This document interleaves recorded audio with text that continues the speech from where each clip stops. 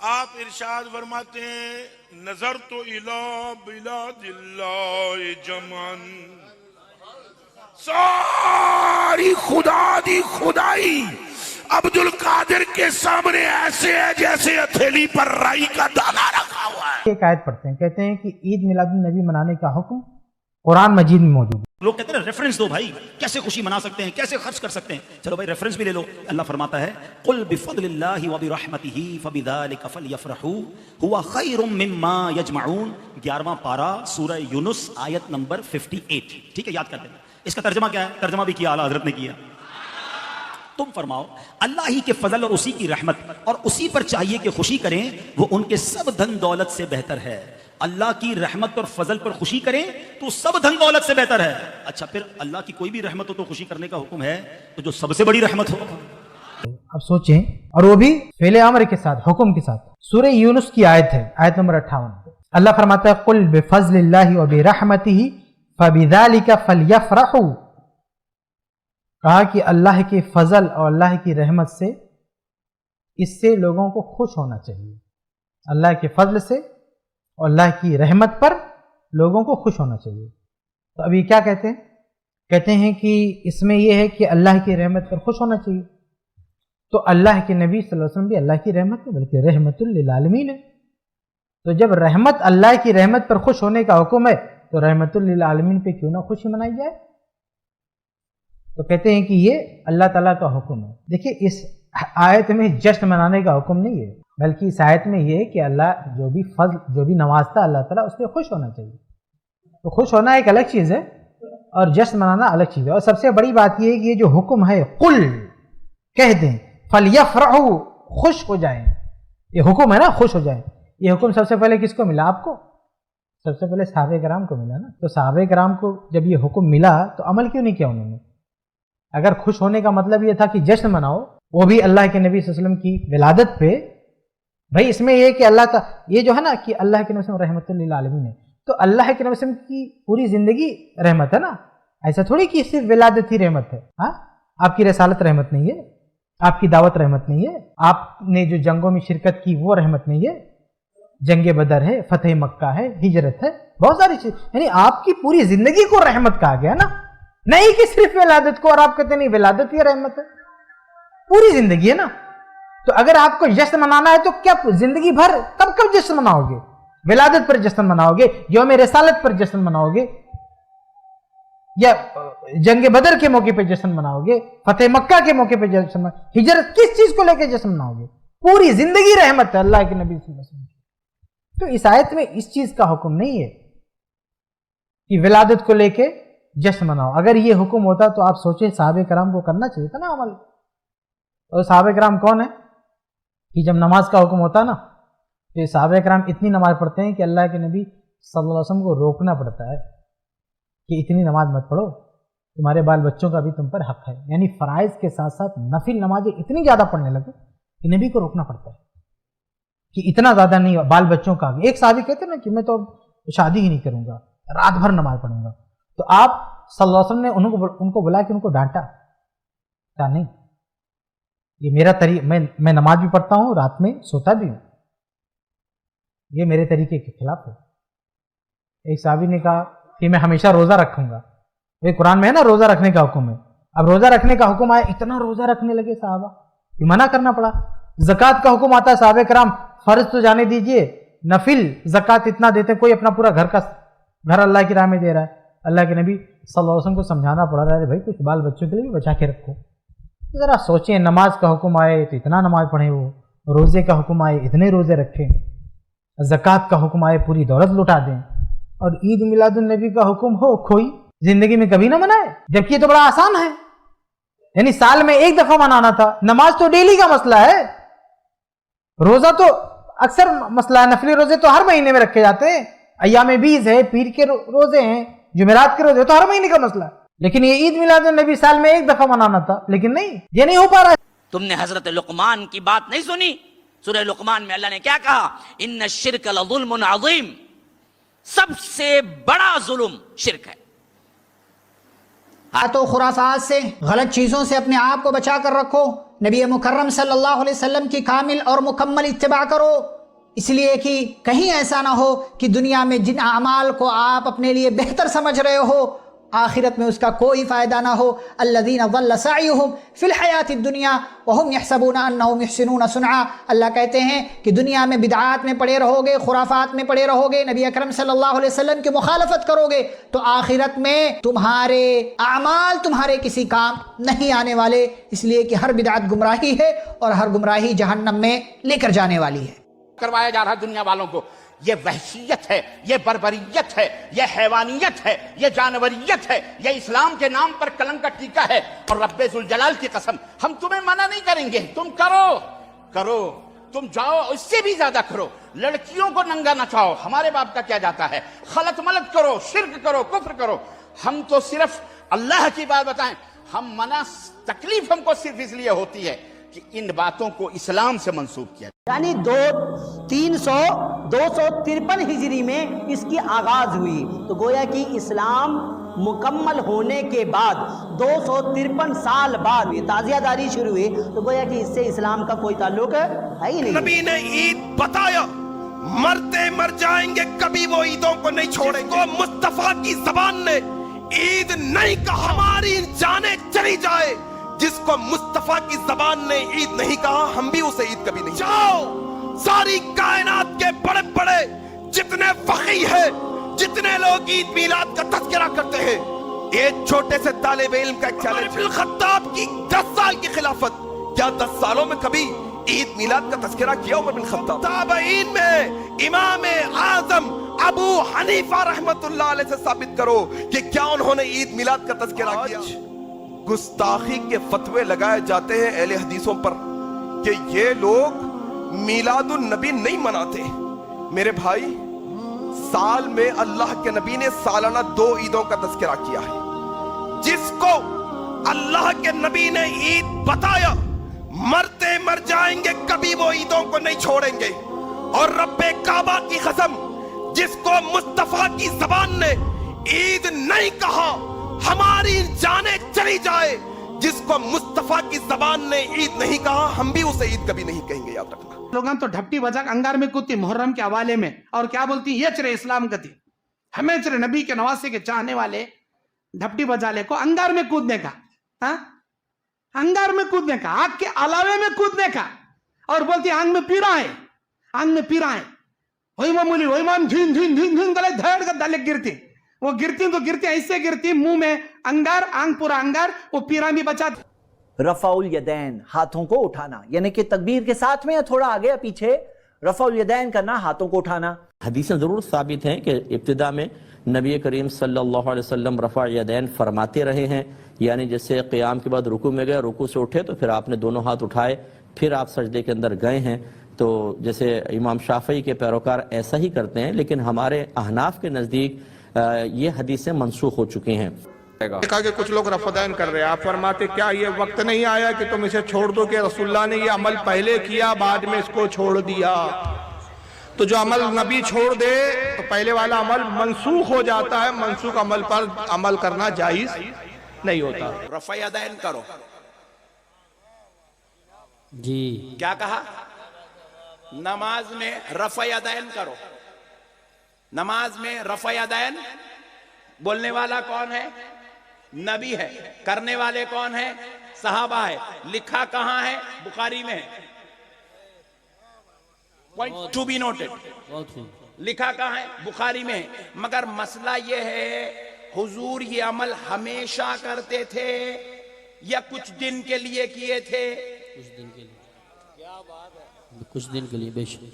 صحابہ کرام حضور سے عرض کرنے لگے، یا رسول اللہ آپ پر ہمارے ماں باپ قربان آقا، ہماری صفوں میں منافقین آ رہے ہیں، اپنے آپ کو چھپانے کے لیے منافقین ہم مسلمان ہیں بول کے ثابت کرنے کے لیے ہمارے ساتھ ہماری صفوں میں نمازوں میں کھڑے رہ رہے ہیں، اپنے نفاق کو، اپنی منحوست کو چھپانے کے لیے۔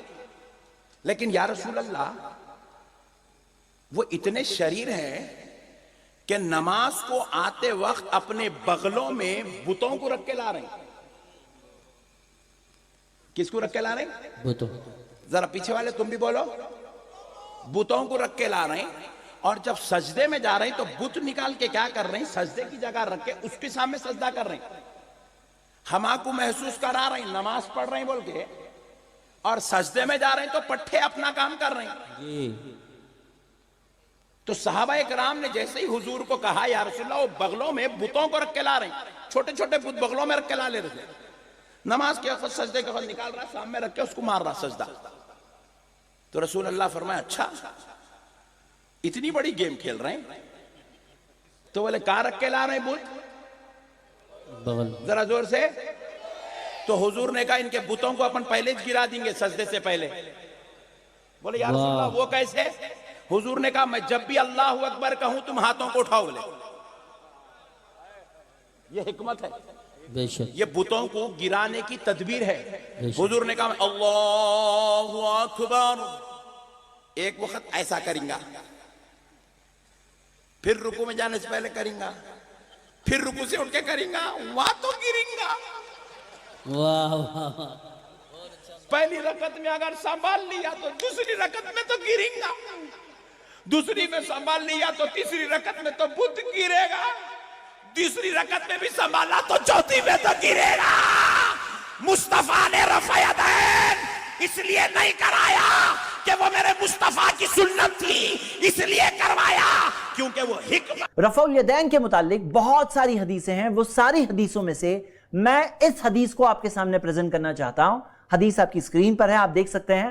نافع جو تابعی ہے وہ بیان کرتے ہیں عبداللہ ابن عمر صحابی رسول ان کے متعلق رضی اللہ عنہما کہ انہوں نے نماز پڑھی، کبرہ یعنی تکبیر تحریمہ کہی، ورفع یدیہ اور ہاتھوں کو اٹھایا، وَإِذَا رَكَعَ جب رکوع کیا تب بھی رفع یدیہ اپنے ہاتھوں کو اٹھایا، وَإِذَا قَالَ سَمِعَ اللَّهُ لِمَنْ حَمِدَ جب کہا سمیع اللہ لمن حمدہ رفع یدیہ تو اپنے ہاتھوں کو اٹھایا، وَإِذَا قَامَ مِن رَكْعَتَيْن رفع یدیہ جب 2 رکعتوں سے کھڑے ہوئے تو پھر سے رفع الیدین کیا، ہاتھوں کو اٹھایا. وَرَفَعَ ذَلِكَ ابْنُ عُمَرَ إِلَى النَّبِي صلی اللہ علیہ وسلم ابن عمر نے اس چیز کی نسبت نبی صلی اللہ علیہ وسلم کی طرف کی، یعنی کہ کہا کہ نبی صلی اللہ علیہ وسلم نے ایسے کیا. اب یہ حدیث میں نے خاص اس لیے بتایا کیونکہ بعض لوگ یہ کہتے ہیں کہ رفع الیدین پہلے ہوا کرتا تھا پھر بعد میں منسوخ کر دیا گیا. تو آپ بتائیے اگر کوئی چیز منسوخ کر دی گئی ہوتی تو کیا صحابی رسول تابعی کو وہ کر کے بتاتے؟ مطلب جو چیز کینسل ہو گئی، جیسے مثال کے طور پہ قبلہ پہلے کیا تھا؟ بیت المقدس. بیت المقدس. اب بتاؤ کہ کیا کوئی بیت المقدس کی طرف نماز پڑھ کے بتا سکتا ہے؟ بالکل بھی نہیں. کیوں نہیں کر سکتا؟ کہ منسوخ کر دیا گیا، کیونکہ وہ کینسل ہے، منسوخ ہے. یعنی جو چیز منسوخ ہوتی ہے وہ چیز کرنا بالکل جائز نہیں ہوتا. تو اگر یہ منسوخ ہوتا، رفع الیدین کرنا اگر کینسلڈ ہوتا، منسوخ ہوتا، کینسل ہو گیا ہوتا، جیسے بیت المقدس کینسلڈ، اب صرف ہمارا قبلہ کیا ہے؟ مسجد حرم مکہ. تو ابھی کوئی بیت المقدس کی طرف جیروسلم کی طرف نماز پڑھ سکتا ہے؟ نہیں پڑھ سکتا کیونکہ وہ منسوخ ہے. تو اگر یہ منسوخ ہوتا تو صحابی رسول تابعی کو بالکل کر کے نہیں بتاتے. اس سے کیا پتا چلتا ہے؟ اس سے کیا پتا چلتا ہے؟ یہ منسوخ نہیں ہوا ہے. نہیں ہے.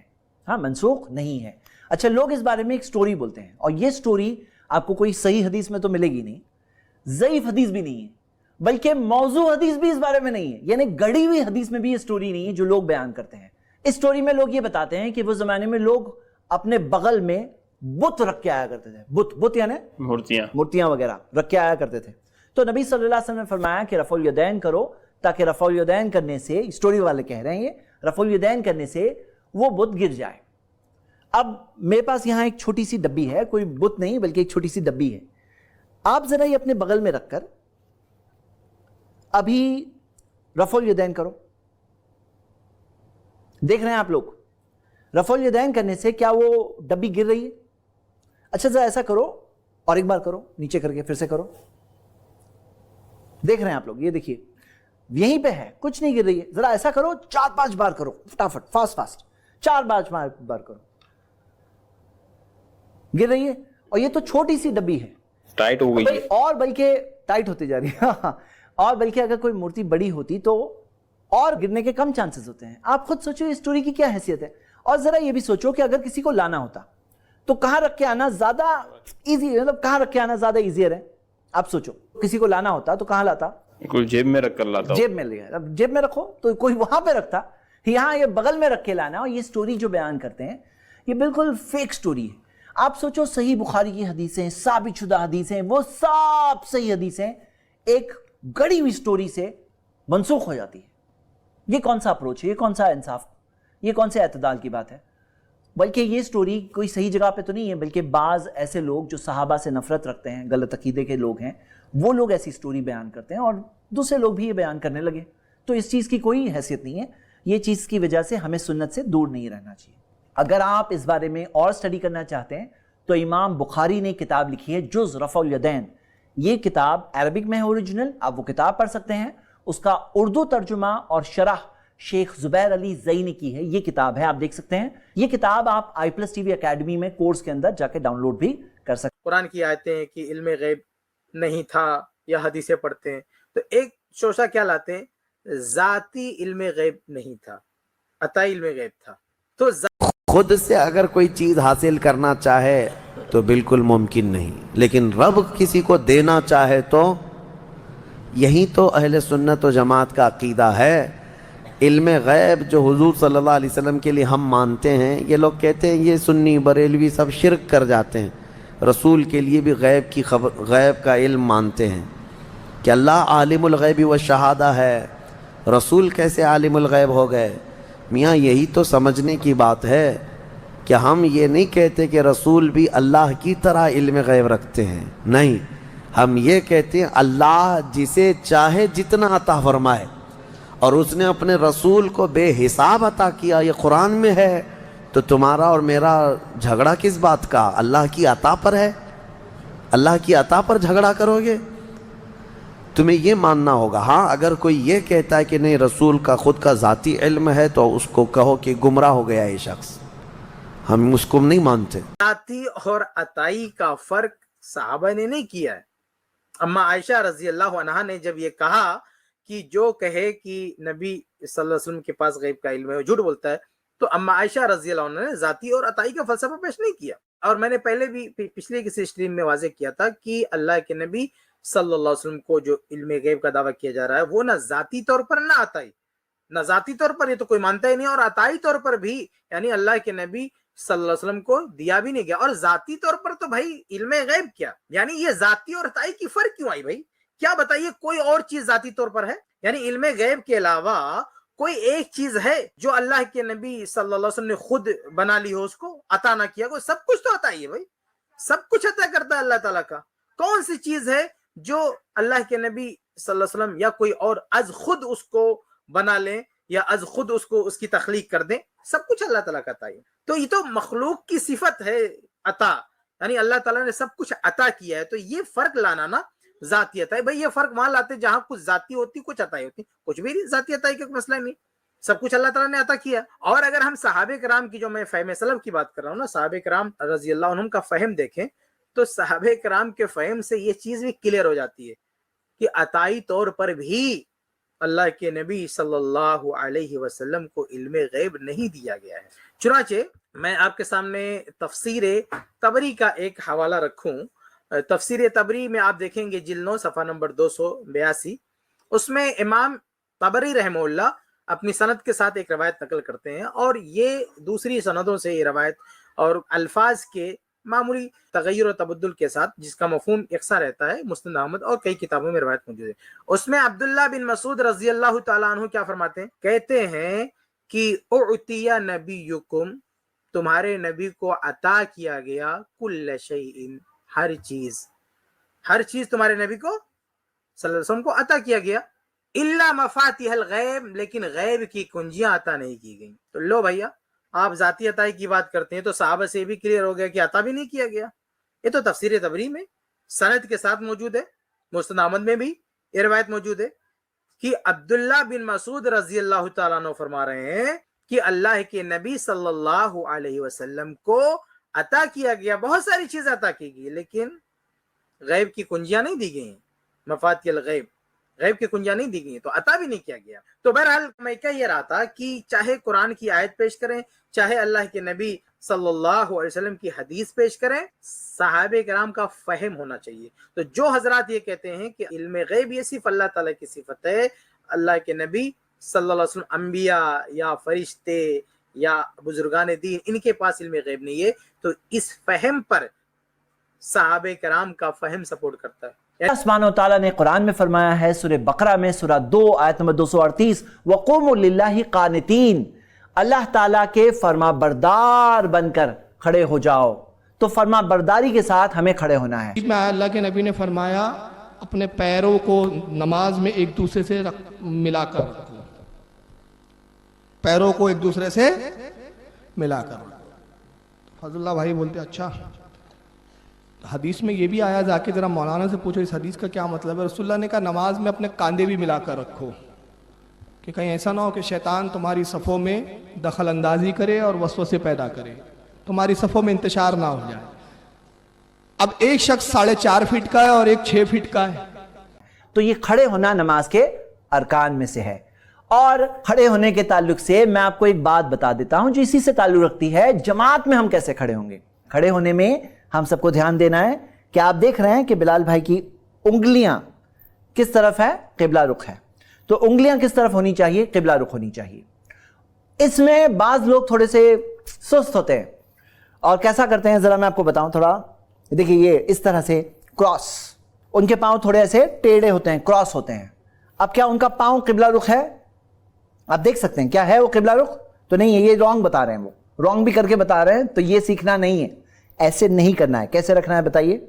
स्ट्रेट रखना है, हाँ सीधा रखना है। ये हो गई पहली बात। खड़े होकर पढ़ने के ताल्लुक से आपको एक बात बता दूं कि अगर कोई शख्स बीमारी में है, जैसे बाज बीमारियां होती है जिसके अंदर खड़े होकर नमाज नहीं पढ़ सकते, तो नबी सल्लल्लाहु अलैहि वसल्लम ने फरमाया सल्ली क़ाइमन, खड़े होकर नमाज पढ़ो। अगर खड़े होकर नहीं पढ़ सकते तो बैठकर पढ़ो। अगर बैठ के भी नहीं पढ़ सकते फ़अला जंबिन, तो अपने पहलू पर यानी लेटे हुए नमाज पढ़ो, लेकिन नमाज छोड़ने की इजाजत नहीं है। यह हदीस सही बुखारी में है। तो मेरे भाई मेरी बहनें, खड़े होने के ताल्लुक से ये चंद बातें देखकर आइए अब हम ये देखते हैं कि जमात से नमाज पढ़ते वक्त कैसे खड़े होना है। इसके डेमोन्स्ट्रेशन के लिए मैं भी बिलाल भाई के साथ मिलकर इंशाल्लाह आपको बताऊंगा कि जब हम जमात से नमाज पढ़ने के लिए सफबंदी के साथ खड़े होते हैं तब कैसे खड़े होना चाहिए। देखते हैं हम पहले, सबसे पहले प्यारे नबी मोहम्मद सल्लल्लाहु अलैहि वसल्लम का फरमान है, हदीस है, अकीमु सुफूफकुम, अपनी सफ़ों को सीधी करो। सफ़ें कैसी होनी चाहिए?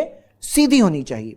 सफ़ों में टेढ़ापन बिल्कुल नहीं होना चाहिए, क्योंकि अल्लाह के रसूल सल्लल्लाहु अलैहि वसल्लम के बहुत स्ट्रिक्ट अल्फाज है, इस्तवू वला तख्तलिफू, सीधे खड़े रहो, सफ़ों में इख्तिलाफ नहीं होना चाहिए, सफ़ों में आगे पीछे लोग नहीं होना चाहिए।